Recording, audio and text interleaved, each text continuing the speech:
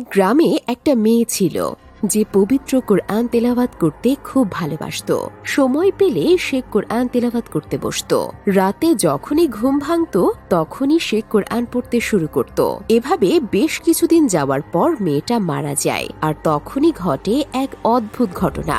হঠাৎ একদিন রাতে ওই মেয়েটির মা মেয়েটির রুম থেকে কান্নার আওয়াজ শুনতে পান। তখন তিনি ভয়ে সেই ঘরে না গিয়ে পরের দিন সকালে মেয়েটির বাবাকে খবরটি জানান, কিন্তু তিনি সেটা বিশ্বাস করেন না। পরের দিন রাতে আবারও তার মা সেই কান্নার আওয়াজ শুনতে পান। তারপর মেয়েটির বাবাকে ডাকেন। মেয়েটির বাবাও সেই আওয়াজ শুনে ভয় পেয়ে যান। তারপর সকালে এই ঘটনা মসজিদের ইমাম সাহেবকে বলা হয়। ইমাম সাহেব এই ঘটনা যাচাই করার জন্য ওই বাসায় এক রাত থাকেন। রাত গভীর হতে না হতেই সবাই সেই কান্নার আওয়াজ শুনতে পান। মনে হচ্ছিল অনেকজন মিলে একসাথে কান্না করছে। তখন ইমাম সাহেবও কেঁদে ফেললেন আর বললেন, এটা ফেরেশতাদের কান্নার আওয়াজ।